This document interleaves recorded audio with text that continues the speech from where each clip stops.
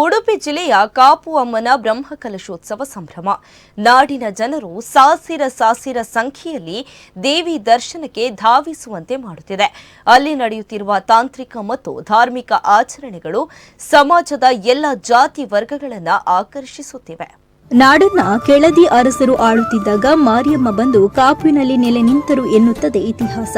ವಿಜಯನಗರದ ಅರಸರ ಸಾಮ್ರಾಜ್ಯ ಕುಸಿದ ನಂತರ ಅವರ ಅಂಕೆಯಲ್ಲಿದ್ದ ಕೆಳದಿ ಅರಸರು ಮುನ್ನೆಲೆಗೆ ಬಂದು ತುಳುನಾಡನ್ನ ತಮ್ಮ ಹಿಡಿತಕ್ಕೆ ತೆಗೆದುಕೊಂಡರು. 1743ರಲ್ಲಿ ಕರಾವಳಿಯ ಬಹುತೇಕ ಪ್ರಮುಖ ಸ್ಥಳಗಳನ್ನು ಅವರು ವಶಕ್ಕೆ ತೆಗೆದುಕೊಂಡು ಆಳ್ವಿಕೆಯನ್ನ ಮಾಡುತ್ತಿದ್ರು. ಸಮುದ್ರ ತೀರದಲ್ಲಿದ್ದ ಕಾಪು ಪ್ರದೇಶದಲ್ಲಿ ಅವರು ಕೋಟೆಯನ್ನ ಕಟ್ಟಿದ್ರು.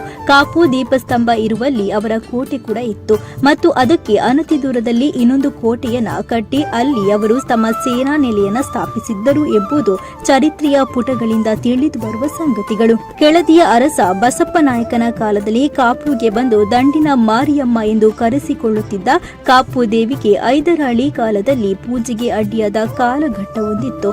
ಯುದ್ಧದಲ್ಲಿ ಕೆಳದಿ ಅರಸರು ಹೈದರಾಲಿ ಎದುರು ಸೋತುದರಿಂದ ಆತನ ಮತ್ತು ಆತನ ಮಗ ಟಿಪ್ಪು ಸುಲ್ತಾನನ ಕಾಲದಲ್ಲಿ ದಂಡಿನ ಮಾರಿಯಮ್ಮ ಸೈನಿಕರ ಆರಾಧನೆಗಷ್ಟೇ ಸೀಮಿತವಾದ್ರು.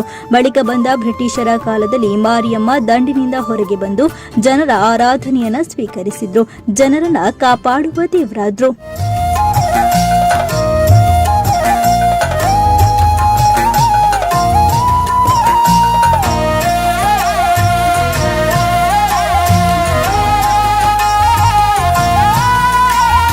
ಕಾಪು ಎಂಬ ಸ್ಥಳನಾಮ ಹೇಗೆ ಬಂತು ಎಂಬುದಕ್ಕೆ ಹಲವಾರು ವ್ಯಾಖ್ಯಾನಗಳಿವೆ.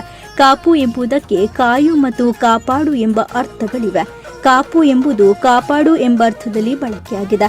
ಆದ್ದರಿಂದ ಕಾಪು ಅಮ್ಮ ಕಾಪಾಡುವ ಅಮ್ಮ ಎಂದು ಹೇಳುತ್ತಾರೆ. ಪ್ರಖ್ಯಾತ ಸ್ಥಳನಾಮ ವಿಜ್ಞಾನಿ ಡಾಕ್ಟರ್ R.K. ಮಣಿಪಾಲ ಅವರ ಪ್ರಕಾರ ಕಾಪು ಎನ್ನುವುದು ಅರಣ್ಯವಾಚಕ ಶಬ್ದ. ಇದಕ್ಕೆ ಅವರು ಕಾಪು ಸುತ್ತಮುತ್ತ ಇದ್ದ ಪರಿಸರವನ್ನ ಉಲ್ಲೇಖಿಸಿದ್ದಾರೆ. ಸಾಮಾನ್ಯವಾಗಿ ಒಂದು ಊರಿಗೆ ಹೆಸರು ಕೊಡುವವರು ಬೇರೆ ಊರಿನವರು.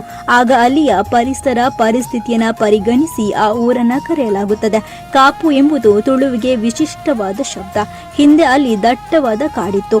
ಇದಕ್ಕೆ ಸಾಕ್ಷಿಯಾಗಿ ಈಗಲೂ ಇಲ್ಲಿ ಕಾಡುಗಳಿವೆ. ಕಾಪು ಮೂಳೂರು ಉಚ್ಚಿಲದವರೆಗೂ ಕಾಡಿದ್ದು ಅಲ್ಲಿ ಪ್ರಾಣಿಗಳು ಕೂಡ ತಿರುಗುತ್ತಿದ್ದವು ಎಂದು ಹಿರಿಯ ತಲೆಮಾರು ಹೇಳುತ್ತಿದ್ದದನ್ನ ಅವರು ಇದಕ್ಕೆ ಪುರಾವೆಯಾಗಿ ಕೊಡುತ್ತಾರೆ.